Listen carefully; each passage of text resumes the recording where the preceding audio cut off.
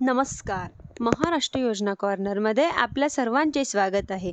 आजच्या व्हिडिओच्या माध्यमातून आपण बघणार आहोत की घरकुलची खरंच आवश्यकता आहे, तर अशा लाभार्थ्यांसाठी अतिशय महत्त्वाची अपडेट असणार आहे. कारण की 1 एप्रिल ते 30 एप्रिलपर्यंत शासनामार्फत घरकुलसाठी सर्वे सुरू करण्यात आला होता. ज्या लाभार्थ्यांना घरकुलची खरंच आवश्यकता आहे, अशा लाभार्थ्यांचे सर्वे ग्रामपंचायतमधील अधिकारी कर्मचारी यांच्यामार्फत घेण्यात येत होते. यांच्यामध्ये भरपूर लोकांनी सहभाग घेतला होता. हा सहभाग नोंदवून त्यांनी सर्वे सुद्धा करून घेतला आहे.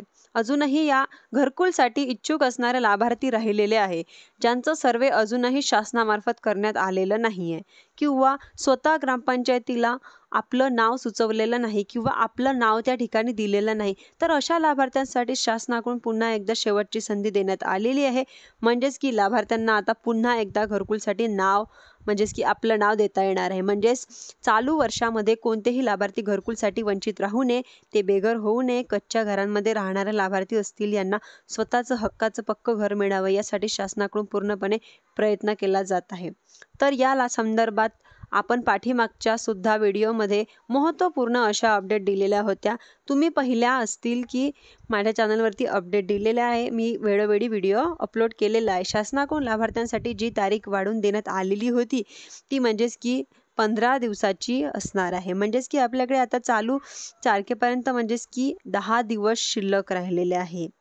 ही 15 मे 2025 पासून आहे. तर शासनाकडून ही तारीख वाढवून देण्यात आलेली आहे. ते शासनामार्फत लाभार्थ्यांची नावे घेतली, ज्यांचे सर्वे घेतले, परंतु शासनाच्या निर्देशांत असं लाभार्थ्यांच्या ज्यांचं घरकुलाची खर्च, आवश्यकता, सर्वे इतर कामांसाठी किंवा स्थलांतरण असल्यामुळे ग्रामपंचायतीला नाव देता आलं नाही. ग्रामपंचायतीला नाव देता नसल्यामुळे नागरिकांना ही शेवटची संधी देण्यात आलेली आहे. पुढील 10 दिवसांमध्ये तुम्ही हे अप्लाय करू शकतात. म्हणजेच की 5 तारीख आहे. म्हणजेच की 5 मे 2025 पुढच्या 15 मे 2025 पर्यंत 10 दिवसाच्या कालावधीमध्ये आपल्याला सगळ्यात महत्त्वाचं काम करायचं आहे. आपल्या ग्रामपंचायतीमध्ये जाऊन नाव नोंदणी करून घ्यायची आहे. आपल्याला चालू वर्षाचं घरकुल मिळावं यासाठी शासनाच्या ग्रामपंचायतीला आपला एक फॉर्म भरून द्यायचा आहे. फॉर्मच्या माध्यमातून आपली ग्रामपंचायतीला नाव नोंदणी करून घेतली की संबंधित अधिकारी किंवा कर्मचारी घरी येऊन आपला घराचा सर्वे करतील. घराचा सर्वे केल्यानंतर आपलं नाव पुढे पंचायत समितीला घरकुल यादीसाठी पाठवण्यात येईल. अतिशय महत्त्वाची यादी असणार आहे.